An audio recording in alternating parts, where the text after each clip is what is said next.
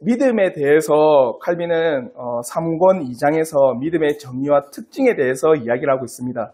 그러면 우리가 기독교 강요 1권, 2권, 3권을 쭉 함에 있어서 자, 1권은 뭐라고 했습니까? 1권 하나님에 대한 지식. 이거는 성경을 통해서 알고 있습니다. 그 성경은 무엇합니다? 성경은 절대적인 진리라는 거예요. 그 가운데서 성경을 통해서 아는 하나님은 삼위일체 하나님이십니다. 그와 더불어서 이 삼위일체 하나님께서는 뭘 하셨다? 창조를 하셨습니다. 그리고 섭리를, 한마디로 섭리를 온당을 운행하십니다. 그냥 하나님에 대한 지식. 그래서 1권을 한마디로 말하면은 신론입니다. 신론. 그리고 2권은 뭡니까? 2권에서 제일 처음에는 사람에 대한 지식이에요. 그러면 이 사람들은 하나님께서 창조한 피조물이잖아요. 맞죠? 그러면 창조한 그대로 있느냐? 그대로 있지 않다. 아담으로부터 뭡니까? 원죄 가운데 다 태어난다. 그러니까 2권에서 먼저는 인간론을 다룹니다. 인간론에서 우리가 분명히 고백한 건 뭡니까? 모든 사람은 스스로 구원에 이룰 수 없는 원죄 가운데 태어납니다. 그래서 그들 스스로는 구원에 이룰 수가 없습니다. 그러니까 죄 가운데 태어나는 사람들은 결코 그들 스스로 그 죄로부터 벗어나서 그 죄로부터 내가 해방되어 하나님의 그 놀라운 보좌로 이룰 수 있는 길이 전혀 그들 스스로에게는 없다. 그러다 보니 이제 인간의 시에서 이제 그러므로 우리에게는 그죠, 중보자가 필요하다. 우리 스스로는 이 죄로부터 해결할 수 없으니 우리에게는 유일한 중보자. 이 중보자의 조건은 뭡니까? 사람이시오. 참 하나님이 되시는 그 중보자가 필요합니다. 그게 누굽니까?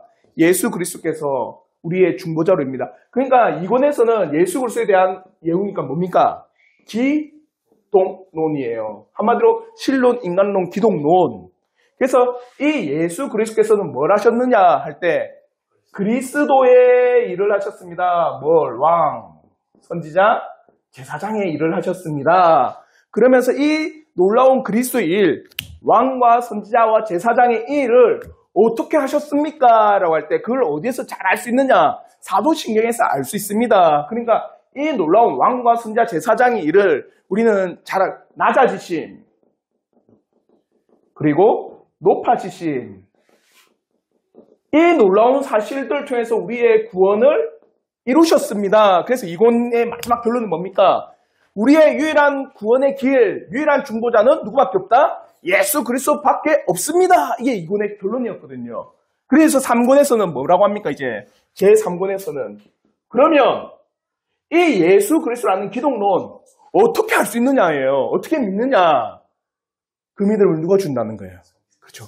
성령께서 그 믿음을 주십니다. 그래서 그 믿음 가운데 뭘 얻습니까?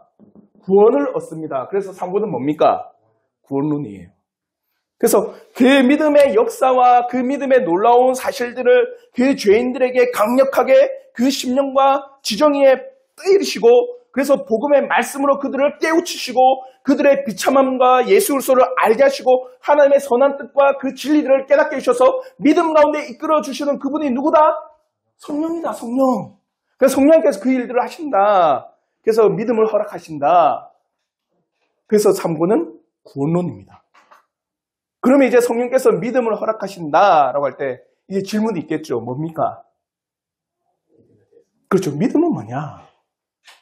왜 이 질문할까요? 칼빈은. 그냥 이때까지 예수 그리스도에 대해서 이야기를 했다면 왜 지금 이것을 믿음이라고 한 것은 뭐냐고 이야기를 왜 굳이 꺼낼까? 구분하는 겁니다. 믿음과 뭘? 그렇죠. 맹신을 구분하는 거예요. 왜 구분해야 될까요? 그렇죠. 구원이 있고 없다. 매우 중요하겠죠. 그러니까 믿음이라고 하는 거는 우리에게 구원을 허락한다. 근데 맹신이라고 하는 내가 믿고 있다고 하지만은 맹신이에요. 그러면 뭐 구원이 없죠. 그러니까 매우 중요하겠죠. 이 믿음이 뭐냐? 그러면서 이제는 이 구원과 구원받지 못함에 대해서 시대적으로 볼 때도 매우 중요했다라는 거예요. 칼빈의 시대는 그죠? 로마 가톨릭의 시대입니다. 로마 가톨릭의 시대에서 제일 헷갈려했고 제일 구원에 대해서 오류가 많았던 시대였어요. 왜냐? 자요, 로마 가톨릭에서는 구원을 어떻게 볼까요? 예수 그리스도도 구원이 있고 또 마리아에 대해서도 그리고 성인에 대해서도 그리고 면벌부 한번 면벌부 알죠?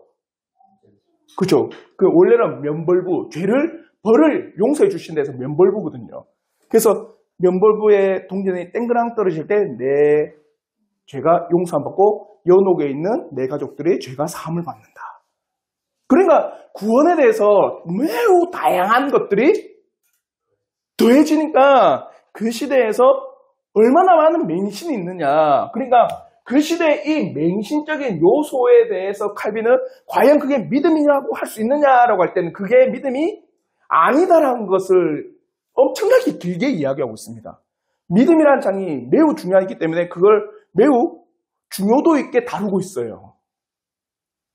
그러니까 이 믿음이 아니고서는 어떠한 사람도 구원에 이를 수가 없다는 거예요. 보십시오. 그래서 칼빈은 1절에 믿음의 대상에 대해서 이야기할 때도 먼저는 하나님의 뭘 이야기하고 있습니까? 하나님의 정의. 이건 공의겠죠, 공의. 하나님의 공의는 뭡니까? 법이 있습니다.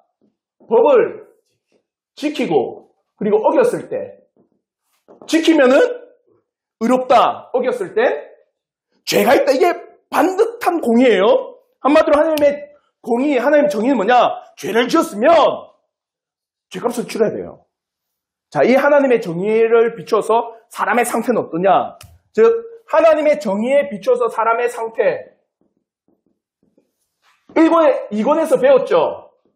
모든 사람은 죄인이다. 맞죠? 모든 사람은 죄인이기 때문에 뭘 받아야 됩니까? 벌을 받아. 죄를 지었으면 벌을 받아야 됩니다. 이게 하나님의 공이다. 그러니까 사람은 이제 뭐가 필요한 존재예요? 하나님의 정의와 공의에서 사람의 상태를 보니까 죄를 지었네? 다 벌을 받아야 된다. 그러니까 이제 인간은 어떤 상태에 놓여있다? 구원받아야 될 상태에 있는 거예요. 한마디로 하나님의 정의와 그 공의에서 요구하는 것은 죄를 지면 벌을 받는다. 근데 사람의 상태를 보니 모든 사람은 죄인이다. 그러니까 모든 사람은 하나님의 벌을 받아야 된다. 그러니까 모든 사람은 뭘? 구원을 받아야 된다는 거예요. 구원을 받아야 될 존재가 누구예요? 우리라는 거예요. 아시겠죠? 그러면서 칼빈은 또 뭐라 하느냐? 그러면 그의 구원의 도구, 어떻게 우리가 구원을 얻느냐고 하는 거예요. 하나님께서는요, 반드시 그 정의로운 가운데서 이 구원의 놀라운 길을 여셨어요. 오직 뭐로 구원을 받는다는 거예요? 믿음. 이 믿음으로 말미암아 내가 구원에 이르는데, 그러면 이 믿음이라고 하는 것도 뭐가 있다는 거예요? 대상이 있겠죠. 뭘 믿어야 될 이 대상. 대상이 누굽니까? 그렇죠. 우리가 이권에서 배운 예수 그리스도. 과연 이 예수 그리스도에 대해서 내가 믿고 있느냐? 그래서 내가 구원받아야 될 존재인지 아니냐? 내 상태를 깨닫고 있냐? 그 하나님의 정의와 공의를, 그 요구한 것들을 네가 예수 그리스도로 말미암아 갚았다는 사실을 믿고 있느냐? 이게 우리에게 믿음이 필요한 핵심입니다. 그러니까 요한복음 17장 3절을 보십시오. 우리 한번 요한복음 17장 3절 말씀 우리 한번 다 같이 한번 읽겠습니다. 시작. 영생은 곧 유일하신 참 하나님과 그가 보내신 자 예수 그리스도를 아는 것이니라. 보십시오. 영생이라고 하는 것은 뭐라고 합니까? 두 가지. 하나는 유일하신 참 하나님을 아는 거다. 하나님 아는 것만으로도 그치면 안 됩니다. 하나님의 존재는 다 압니다. 세상 사람들도 다 알고 있어요. 우리는 하나님을 할 뿐, 세상 사람들은 뭐라고 합니까? 뭐 신이라고 하든지 자기가 믿고 있는. 그래서 사람보다 뛰어난 존재, 신적인 존재, 하나님에 대한 존재, 그걸 아는 걸로만은 구원에 이룰 수가 없다라는 거예요. 그러면 이 하나님께서 어떻게 했다는 거예요? 누굴 보냈다? 독생자. 예수 그리스도를 보냈다. 이게 하나님의 뜻이죠. 그래서 하나님을 아는 것과 믿음은요. 이 하나님을 아는 것과 그의 뜻을 아는 게 믿음이에요. 뜻을 모르잖아요. 그럼 뭘까요? 맹신입니다. 그것도 맹신이에요. 하나님에 대한 존재만 알지 그가 과연 무엇을 했는지, 우리 인류를 위해서 어떻게 일을 하시는지, 우리 죄인을 위해서 어떠한 일들을 펼쳐나가시는지 몰라요. 근데 난 믿고 있대요.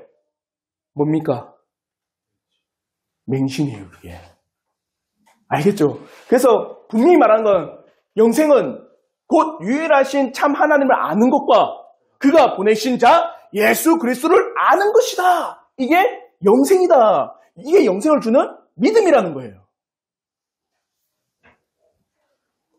그러면 칼빈은 또 이렇게 이야기합니다.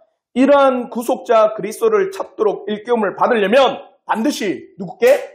성령께서 그렇게 이끄셔야 한다. 과연 칼빈은 성령 신학자입니다. 이렇게 놀라운 진리의 사실들을 그가 체계적으로 정말 논리적으로 딱딱딱딱 이야기하지만 그럼에도 불구하고 이 놀라운 논리적인 사실들을 누가 인도해 주셔야 된다? 성령께서 너희들을 이끌어 주시지 않으면 어떤 사람도 믿을 수가 없다는 거예요.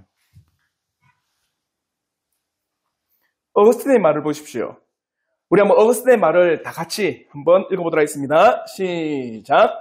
우리가 알아야 할 것은 바로 우리가 어디로 가느냐 하는 것과 어느 길로 그곳에 가느냐 하는 것이다. 온갖 오류들을 피하는 가장 확실한 길은 바로 동시에 하나님이시며 사람이신 그분을 아는 것이다. 보십시오. 어거스틴은 뭐라고 합니까? 우리가, 그렇죠. 보세요. 우리가 알아야 될 것은 우리가 어디로 가는 거냐. 그리고 또 그래서 어느 길로, 그러니까 우리의 이 목적지가 있겠죠. 근데 이 목적지가 있다라는 것도 알아야 되겠죠.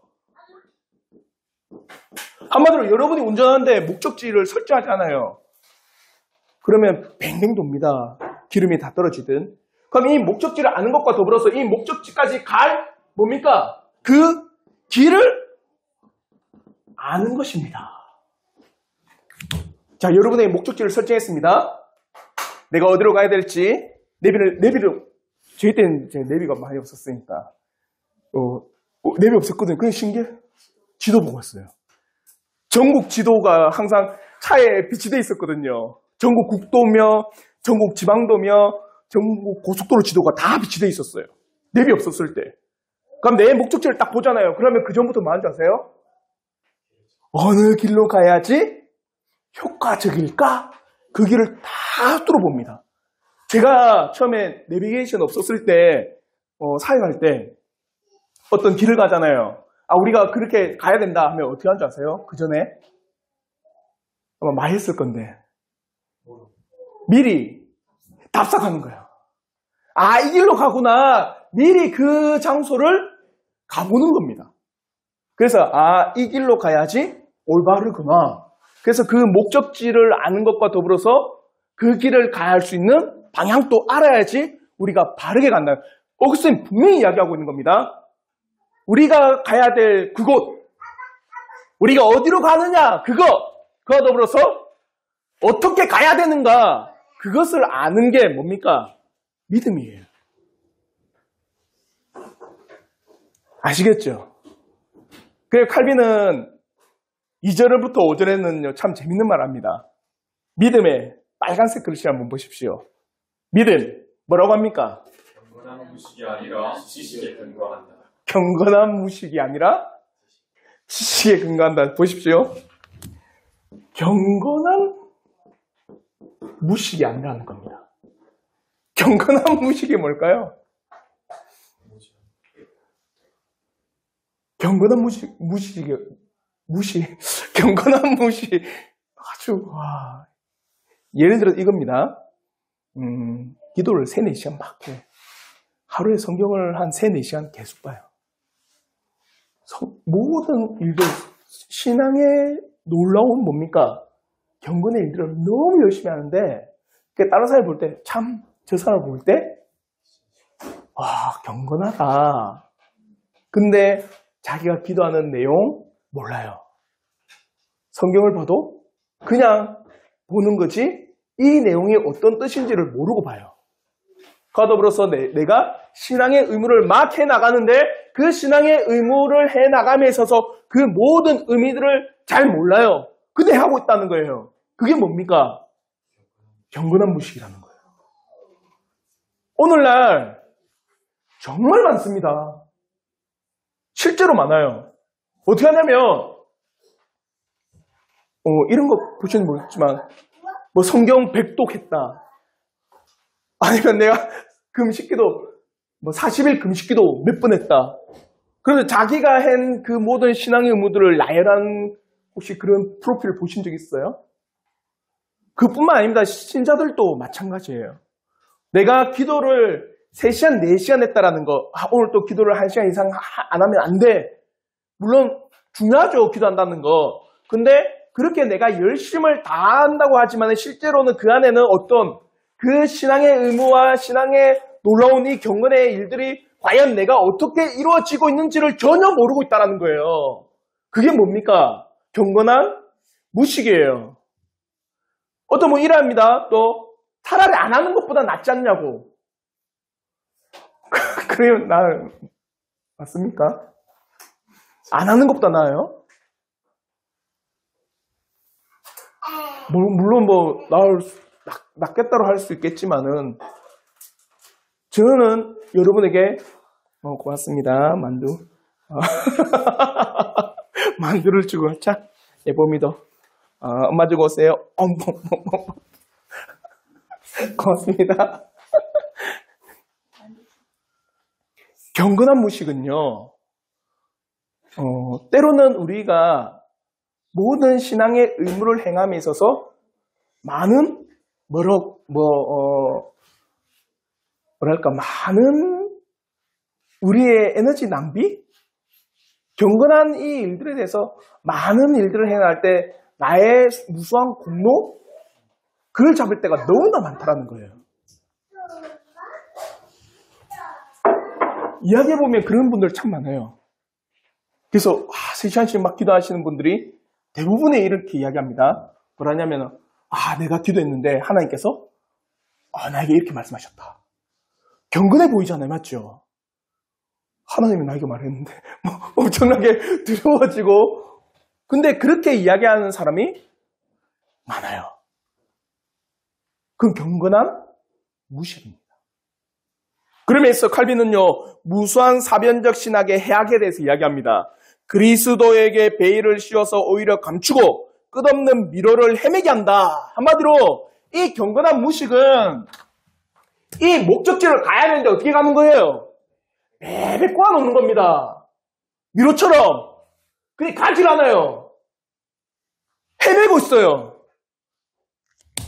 가지도 않고 그것을 바라보지도 않고 온전히 모르면서도 계속 하고 있으니까 경건한 것처럼 보이지만 무식한 거고, 경건한 것처럼 보이지만 믿음이 있다고 보이지만 결국에는 그들은 믿음이 아니라 맹신이다라고 이야기하고 있는 겁니다.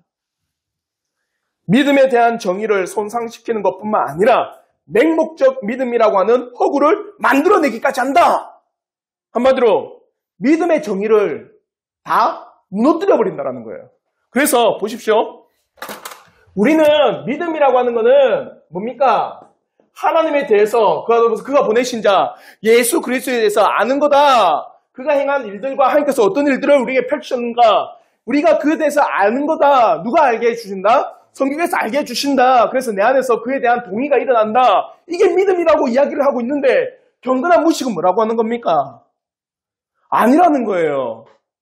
그래서 많이 이야기하는 게 뭡니까? 내가 경험해봤고 기도도 했고 하나님께서 나에게 말씀하셨다는 거예요. 끊임없이 경건한 말들을 하지만 정작 하나님에 대해서, 예수 그리스도에 대해서는 그 목적지로 나가지 않는다는 거예요. 그러면서 맹신과 맹목적인 믿음만을 양산한다는 겁니다.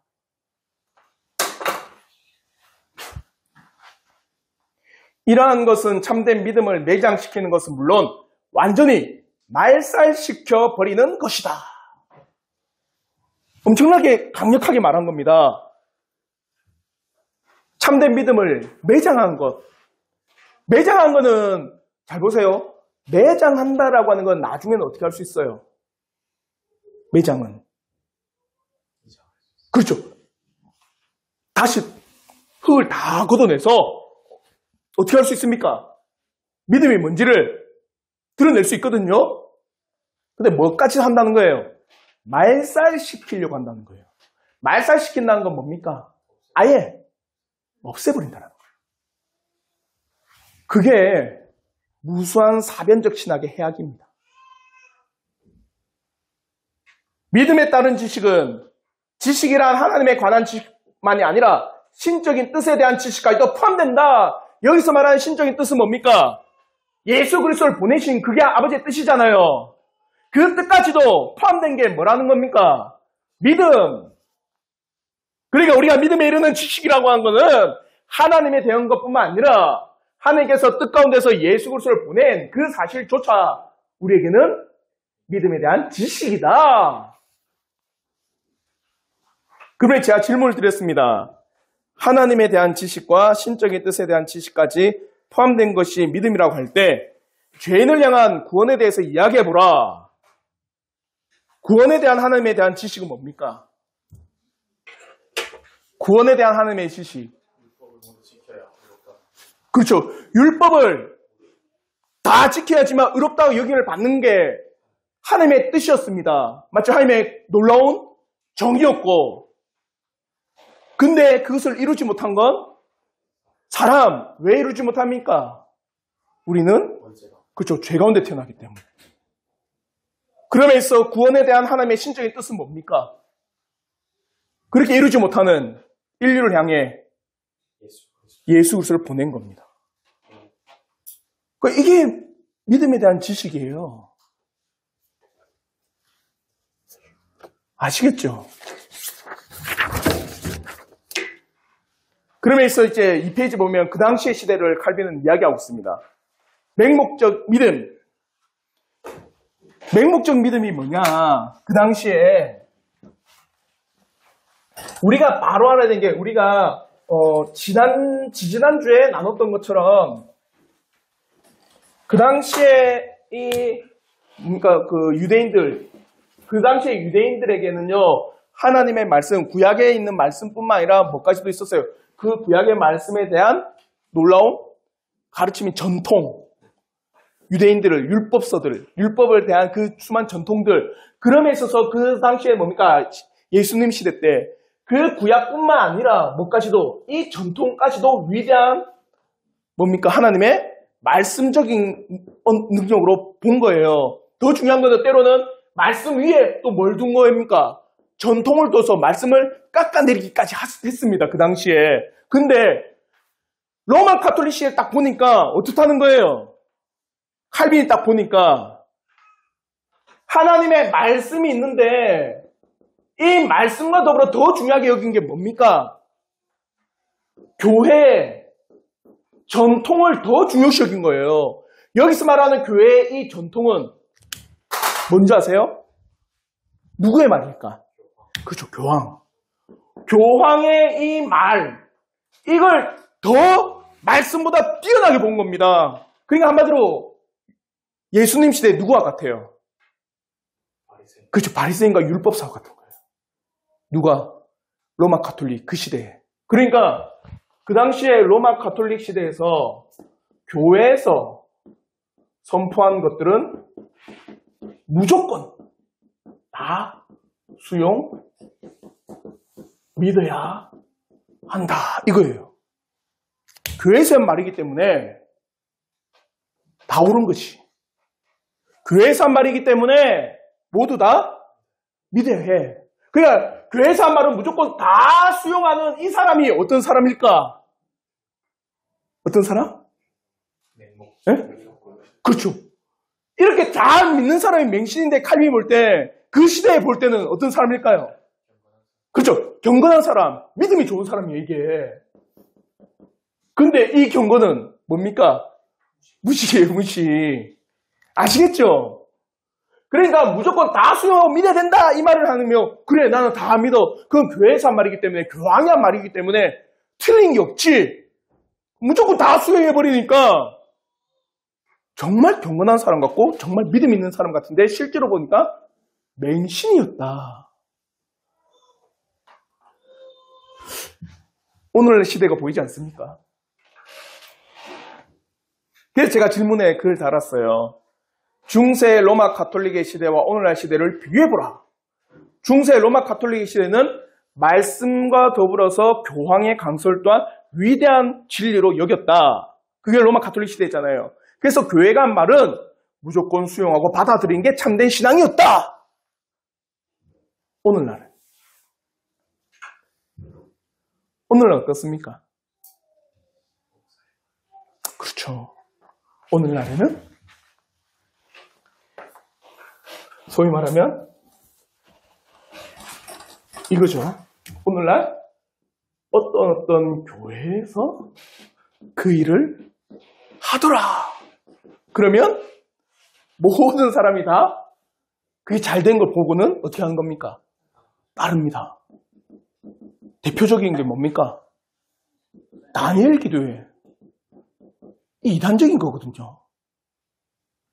근데 오늘날 한국교회 수많은 교회가 참석하면서 이 다니엘 기도회를 매우 진리적인 운동으로 여기고 있어요. 이 신사도 운동이거든요. 또 뭐가 있을까요? 다니엘 기도회뿐만 아닙니다.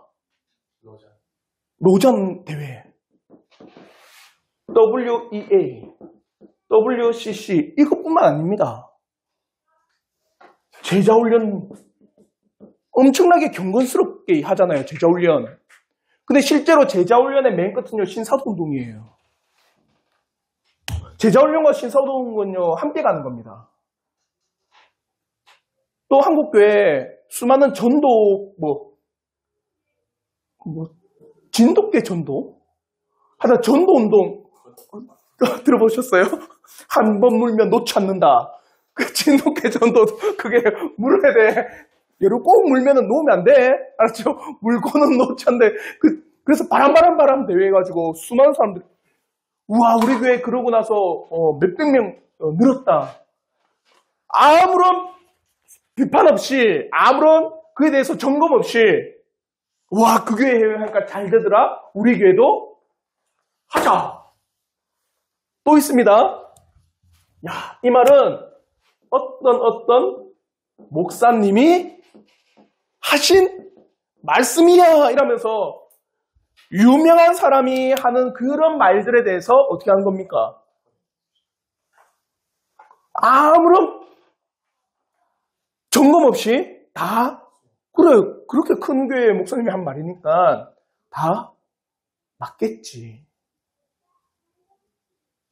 대표적으로 돌아가신 분이 있지만 조은기 목사님이라든지 아니면 옥하는 목사님 아무런 비판 없이 다 그 위대한 목사님이 한 말이니까 다 옳은 거야. 그게 오늘날 한국교회 모습이 되어버린 거야. 흡사 어느 시대와 같아요? 로마 가톨릭 같아요. 중세 시대와 같은 거죠. 그러니까 오늘 이게 너무나도 위험하다는 겁니다. 그러면 네모난 박스 우리 한번 네모난 박스 다 같이 한번 읽어보도록 하겠습니다. 시작. 그러므로 당시의 시대의 모습은 온갖 무지의 잔재들 속에 과연 믿음이 들어있을까 하는 의문을 갖지 않고 오히려 교회의 권위와 판단에 동의하고 따르기만 하면 무지 속에서 무감각한 상태로 있는 사람이든 그런 무지를 자랑하기까지 하는 자들이든 무조건 참된 신자들로 인정하는 것이다. 보십시오. 그 당시의 시대의 모습에서 뭘 말하든 교회가 한 말은 다 수용하고 다 따르고 그것이 맞는지 안 맞는지 참인지 거짓인지 진리인지 옳은지 전혀 분별할 생각도 안 하고 그걸 무판적으로 다 받아들인 그런 사람들을 뭐같이 여긴다? 참된 신자처럼 여기고 있다. 오늘날에도 마찬가지죠. 목사님 말에 반기를 들면 안 돼. 목사님 말에 반기를 드는 거는 하나님이 보내신 종을 네가 해코지 하는 거야. 그러니까 너는 절대 목사님 말에 토를 달지 마라. 그게 오늘 한국교회의 모습입니다. 무비판적으로 수용하는 것들. 근데 그 믿음이 그렇다고 무조건 목사가 하는 말에 대해서 그거 아닙니다. 그런 거 아닙니다. 그런 것도 아니에요. 중요한 건 뭡니까? 그 말이 전해지는 말이 성경과 우리가 가르치는 그 믿음의 교리에 입각한 진리의 말씀을 가르치고 있느냐, 이게 중요한 겁니다. 그렇게 진리의 말씀, 성경에 입각하여서 그리고 우리의 교리에 입각하여 전해지는 말씀이란다면 우리는 그에 대해서 받아들이고 동의하고 맞다라고 따라가는 거고, 그러지 않을 때는 그렇게 해서는 안 됩니다. 그거는 우리가 배우고 있는 바 믿음의 교리와는 전혀 다른 가르침입니다. 그러면서 그 강설에 대해서 우리는 거부하고 받아들일 수 없다. 그게 참된 교회예요. 목사님 신기를 건드리면 안 돼. 그게 교회가 아니고, 교회가 하라고 하니까 그래 따라가는 게 정당한 거지. 그게 교회가 아니라는 겁니다. 교회는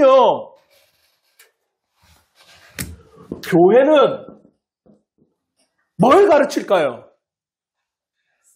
그렇죠. 말씀을 가르칩니다. 어떤 말씀을 가르칠까요? 어떤 말씀? 하나님의 말씀을 가르칩니다. 그 하나님의 말씀이 뭡니까? 복음. 이 복음의 사실은 누구예요? 그렇죠. 예수 그리스도. 교회는 말씀을 가르치고, 목사의 말이 아니라 누구의 말? 하나님의 말씀을 가르치고, 그러니까 그 하나님께서 말씀하신 내용은 뭡니까? 죄인에게 예수를 보냈다. 그러니까 그 예수가 누구냐? 그 예수에 대한 그 복음의 사실들을 교회는 가르치고, 그와 더불어 이제는 이 예수 그리스도 알았다. 그러면 너희는 어떻게 해야 된다는 거예요? 그의 삶, 너희들의 삶, 이 경건한 삶, 성화의 삶, 그걸 살아가는 것을 교회는 가르치고 전하고 외치는 곳이 뭐라는 겁니까? 교회라는 거예요. 근데 교회가 이상한 걸 가르칩니다. 그럴 때는 과감하게 교회를 떠나셔야 돼요. 만약에 여러분들이 제가 하는 말을 들어보고 목사님 말이 바뀌었어.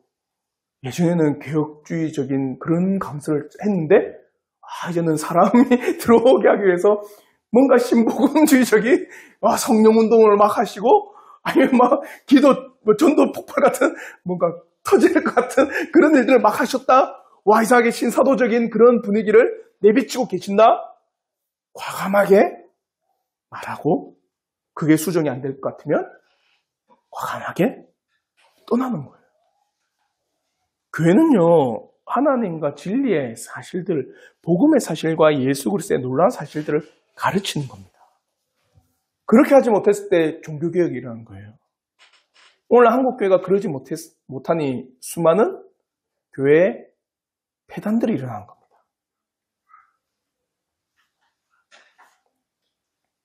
그러면 신자가 바른 믿음은, 한마디로 신자가 가졌다고 하는 이 믿음은 그럼 바르냐?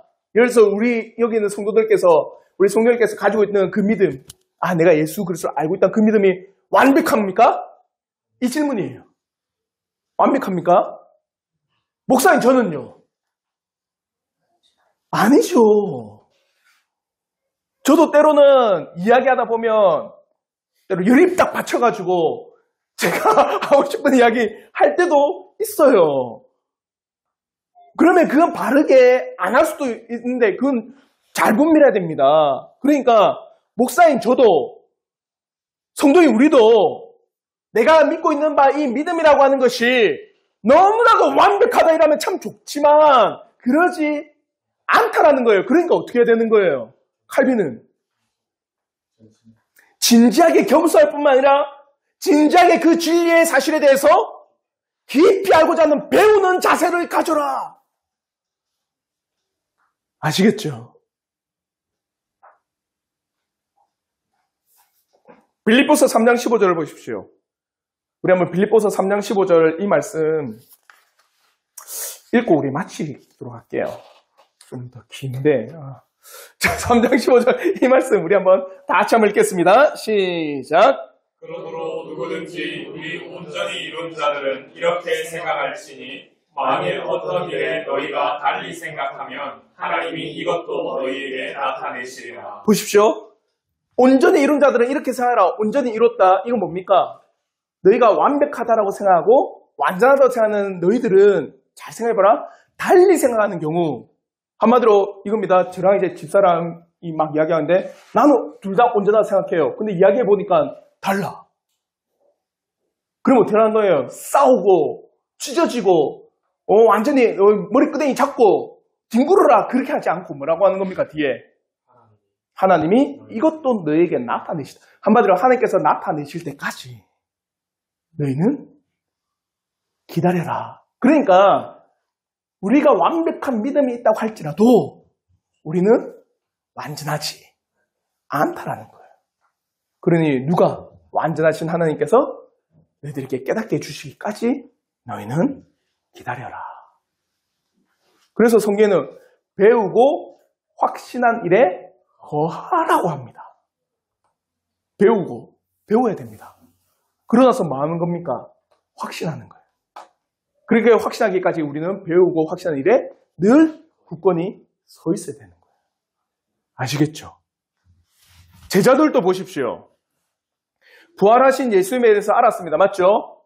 그러니까 주님께서 너희가 부활할 거라는 걸 제자들에게 알려줬습니다. 십자가의 지신과 살아남음에 대해서 알려줬지만 제자들은 알았지만 믿었을까요? 안 믿었죠.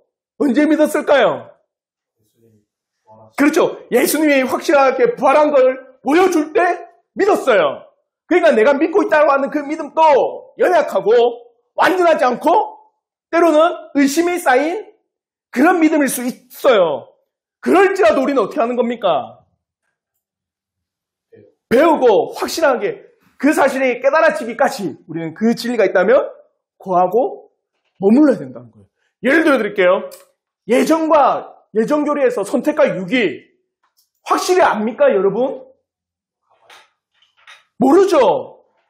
내가 이건 모른다. 근데 예정에 대한 이 선택과 유기에 대한 그 교리의 믿음은 우리는 가지고 있어요. 왜? 뭐가 말하기 때문에? 성경에서 말하고 있기 때문에. 에서는 미워하고 야곱은 사랑했다는 것을 너희가 알지 못하느냐? 하나님의 택하신 백성, 하나님께서 버리신 백성이 있다는 그 놀라운 사실들을 성경은 끊임없이 우리에게 말하고 있기 때문에 내가 지금 완벽하게 그것을 모른다 할지라도 우리는 그 믿음 안에 거하는 게 참된 믿음입니다. 신자의 모습이에요. 아시겠죠? 오늘은 이거예요. 믿음과 그 당시에 가르쳐주는 그 맹신들 사이 과연 뭐가 믿음이냐고 할 때 그 믿음은 주체가 없는 게 아니다. 믿음은 대상이 없는 게 아니다. 믿음이라고 하는 것은 대상이 있다. 어떤 대상? 하나님과 하나님께서 보내신 예수 그리스도를 아는 것이다. 그럼 이 믿음의 대상이라는데 그럼 그 시대를 딱 보니까 로마 가톨릭 시대에 너무나도 맹신이 가득한 경건한 무식이 넘쳐나는 시대가 되었다. 그들은 교회가 말한 건 다 맞다로 수용해버리니까 그 가운데 교회가 하는 것은 모든 것을 다 수용하고 받아들이니까 그들을 참된 신자로 여기고 있는 그 모습에서 과연 이것이 참된 믿음이라 할 때는 믿음이 아니다. 그 맹목적 믿음이다. 그러면 믿음이라는 것은 이 확실한 대상 가운데 우리가 깨닫고 알아가는 거다. 그럴지라도 우리가 완벽하게 알 수가 없다. 그러니까 날마다 배우고 학습하고 그 믿음에 대해서 확신하기까지 거하는 것이 참된 신자다. 아시겠죠? 그래서 오늘은 믿음의 이 대상, 이 믿음의 대상은 과연 뭐냐? 우리가 오늘 그것을 나눈 겁니다. 우리 다음 주에는 나머지 이제 6절부터 7절 해서 우리가 쭉쭉쭉 믿음에 대해서 나중에 믿음의 요소도 있습니다. 그럼 내가 그렇게 믿음이 있다라 할 때 나는 나에게 어떻게 작용되느냐? 믿음은 사람의 한 부분만 변화시키는 게 아니다. 믿음은 어떻게 하냐? 그 죄인의 지성을 깨닫게 하고 마음을 깨닫게 하고 그와 더불어 그 죄인의 삶을 변화시키는 게 믿음이다. 그래서 믿음의 요소는 지정의 전인격적인 요소가 있어요. 그래서 그런 믿음의 요소들, 그래서 그 믿음을 또 거부하는 수많은 이 사람들에 대한 반론들, 그에 대해서 우리 한 번씩 쭉쭉 나오도록 하겠습니다.